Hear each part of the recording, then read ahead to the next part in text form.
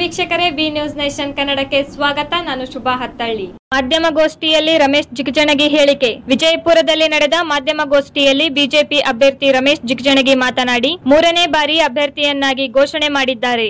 ಜಿಲ್ಲೆಯಲ್ಲಿ ನಾನು ಮಾಡಿದ ಅಭಿವೃದ್ಧಿ ಕಾರ್ಯಗಳಿಗೆಲ್ಲ ದೇಶದ ಪ್ರಧಾನಿಗಳೇ ಕಾರಣ. ನಾನು ಮಾಡಿದ ಅಭಿವೃದ್ಧಿ ಕಾರ್ಯದ ಕುರಿತು ಪುಸ್ತಕ ಮಾಡಿ ಕಾರ್ಯಕರ್ತರು ಎಲ್ಲೆಡೆ ಹಂಚುತ್ತಿದ್ದಾರೆ. ನಾನು ಒಬ್ಬ ದಲಿತ ವ್ಯಕ್ತಿಯಾಗಿ ಪ್ರಾಮಾಣಿಕವಾಗಿ ಕೆಲಸ ಮಾಡಿದ್ದೇನೆ. ಎಲ್ಲಾ ಪಕ್ಷದವರು ಈ ಬಾರಿ ನನಗೆ ಮತ ಹಾಕಿ ಗೆಲ್ಲಿಸಬೇಕು ಎಂದರು.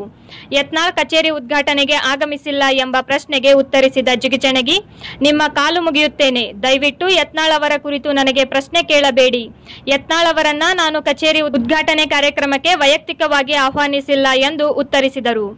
ಕಾಂಗ್ರೆಸ್ ಮತ್ತು ಜೆಡಿಎಸ್ನವರು ಪರಸ್ಪರ ಮತ ಹಾಕಲ್ಲ, ಹೀಗಾಗಿ ನನ್ನ ಗೆಲುವು ಬಹುತೇಕ ಖಚಿತ ಎನ್ನುತ್ತಾ, ಊರಿನವರ ಹಣವನ್ನೆಲ್ಲ ಮನೆಯಲ್ಲಿ ತಂದು ಇಟ್ಟುಕೊಂಡರೆ ಐಟಿ ದಾಳಿ ಆಗುವುದೇ ಎಂದು ವ್ಯಂಗ್ಯ ಮಾಡಿದರು. ಕಾರ್ಯಕರ್ತರು ಕೂಡಿಕೊಂಡು ಪಕ್ಷದ ಕಾರ್ಯಾಲಯವನ್ನ ಉದ್ಘಾಟನೆ ಮಾಡಿದ್ದಾರೆ. ಈ ಚುನಾವಣೆಯ ಮುಗಿಯುವವರೆಗೂ ನಮ್ಮ ಪಕ್ಷದ ಕಾರ್ಯಾಲಯದ ಉಪಯೋಗವನ್ನ ನನ್ನ ಪಕ್ಷದ ಕಾರ್ಯಕರ್ತರು ಜನ ಮಾಡಬೇಕು ಅಂತ ಹೇಳಿ ನಿಮ್ಮ ಮುಖಾಂತರ ಅವರಿಗೆಲ್ಲ ನಾನು ಮನವಿ ಮಾಡ್ತೀನಿ. ಸರ್, ಈಗ ಜೆಡಿಎಸ್ ಪಕ್ಷದ ಒಂದು ದೋಸ್ತಿ ಪಕ್ಷದಲ್ಲಿ ಜೆಡಿಎಸ್ ಪ್ರತಿಸ್ಪರ್ಧಿ ಯಾವ ರೀತಿ ಅನ್ನ ಸರ್ ಈ ಬಾರಿ ದೋಸ್ತಿ ಸರ್ಕಾರ ನೋಡ್ರಿ, ಈಗ ಎರಡೂ ಪಕ್ಷಗಳು ಕೂಡ್ಕೊಂಡು ಒಬ್ಬ ಅಭ್ಯರ್ಥಿಯನ್ನು ಮಾಡ್ಯಾರಪ್ಪ. ಅವರು ಈಗ ಕಾಂಗ್ರೆಸ್ ಮಾಡ್ತಾರೋ ಜೆಡಿಎಸ್ ಮಾಡ್ತಾರೋ ಗೊತ್ತಿರಲಿಲ್ಲ. ಈಗ ನಿನ್ನೆ ಜೆಡಿಎಸ್ ಮಾಡಿದ್ದೇವೆ ಅಂತ ಹೇಳ್ಯಾರ. ಜೆಡಿಎಸ್ ಪಕ್ಷದವರೇ ಕಾಂಗ್ರೆಸ್ ಮತ್ತು ಜೆಡಿಎಸ್ ಕೂತ್ಕೊಂಡು ಪ್ರತಿಪಕ್ಷ, ಅವು ಎರಡೂ ಕೂಡಿ ಪ್ರತಿಪಕ್ಷ. ನಾವು ಒಂದೊಂದು ಅಂತ ಹೇಳಕ್ ಆಗೋದಿಲ್ಲ. ಅಲ್ಲ, ನಿಮಗೆ ಯಾವ ರೀತಿ ಅನ್ನ ಸರ್? ನಿಮಗೆ ಕಠಿಣ ಆಗ್ತೋ ಗೆಲುವು ಕಠಿಣ ಆಗ್ತದೋ ಅಂತ ಏನ್ರಿ?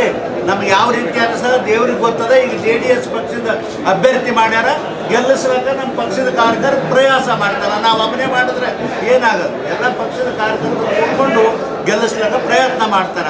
ಅದೆಲ್ಲಕ್ಕಿಂತಲೂ ಹೆಚ್ಚು ಮೋದಿಯವರ ಅಲೆ, ಮೋದಿಯವರ ಅಭಿವೃದ್ಧಿ. ರಮೇಶ್ ಜಿಗಜಿಣಗಿ ಇದರಲ್ಲಿ ಏನಿಲ್ಲ. ಆದರೆ ಮೋದಿಯವರ ಅಲೆ, ಮೋದಿಯವರ ಪ್ರಗತಿ ದೇಶದಲ್ಲಿ ಮಾಡಿರುವುದರಿಂದ ನಮ್ಮ ಪಕ್ಷಕ್ಕೆ ಸುಲಭವಾಗಿ ಆಗ್ತದ ಅಂತಕ್ಕಂಥ ಅಭಿಪ್ರಾಯ ನಂದದ. ಸರ್, ಈಗ ನೋಡ್ರಿ, ನಾವು ಬರಬೇಕು ಅಂತ ಕೇಳ್ಕೊಂಡಿದ್ದೇವಲ್ಲ ಅಧ್ಯಕ್ಷರು, ನಾವು ಪಾರ್ಟಿಯವರು ಬಂದರೂ ಬರ್ಬೋದು, ಬರದೇ ಇದ್ರೆ ಎಲ್ಲರೇ ಕಾಮನ್ ಎರಡೂ ಜಿಲ್ಲೆಗಳ ಮಧ್ಯ ಬಾಗಲಕೋಟೆ ಬಿಜಾಪುರ ಮಧ್ಯೆ ಎಲ್ಲರೇ ಮಾಡ್ಬೋದಪ್ಪ. ನಾವು ಕೇಳಿದ್ದೇವೆ ಬರಬೇಕು ಅಂತ. ಸರ್, ಜೆಡಿಎಸ್ ಕೆಲವು ಮುಖಂಡರ ಮೇಲೆ ಐಟಿ ದಾಳಿ ಆಗಿದೆ.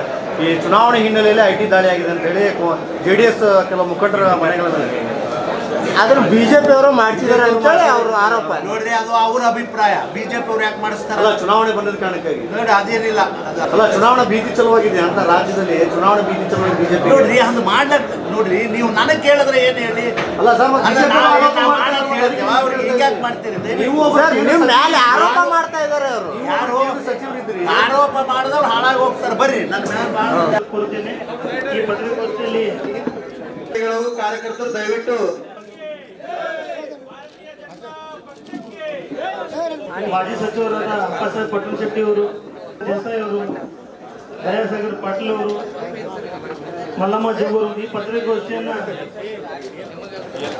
BL ಪಾಟೀಲ್ ಅವರು ಈ ಪತ್ರಿಕೆ ಜಿಲ್ಲೆಗೆ ಅನುಕೂಲತೆಗಳನ್ನ ಮಾಡಿಕೊಡಬೇಕು, ಮಾಡಿಕೊಡುವ ದಿಶೆಯಲ್ಲಿ ನನ್ನ ಪಕ್ಷದಿಂದ ನಾನು ಮಾಡಿಕೊಟ್ಟಿದ್ವಿ. ರೈಲ್ವೆ ಮೇಲು ಸೇತುವೆ, ಆಮೇಲೆ ರೈಲ್ವೆ 2 ಜೋಡು ಹಳಿ, ಬಹಳ ದಿವಸಗಳಿಂದ ಇವು ನೆನಗುದಿಗೆ ಬಿದ್ದಿರ್ತಕ್ಕಂಥ ಕೆಲಸಗಳನ್ನ ನನ್ನ ಸರ್ಕಾರ ಬಂದ ಮೇಲೆ ನನ್ನ ಪತ್ರವನ್ನ ಬರೆದು ಪ್ರಧಾನಮಂತ್ರಿಗಳಿಗೆ, ಸಂಬಂಧಪಟ್ಟ ಮಂತ್ರಿಗಳಿಗೆ ಇವೆಲ್ಲವೂ ಕೂಡ ಅಭಿವೃದ್ಧಿ ಕೆಲಸಗಳನ್ನ ಮಾಡತಕ್ಕಂಥ ಪ್ರಯಾಸ ನಾನು, ನಮ್ಮ ಪಕ್ಷದ ಕಾರ್ಯಕರ್ತರು ಇವೆಲ್ಲವೂ ಕೂಡಿ ಮಾಡಿದ್ದೇವೆ.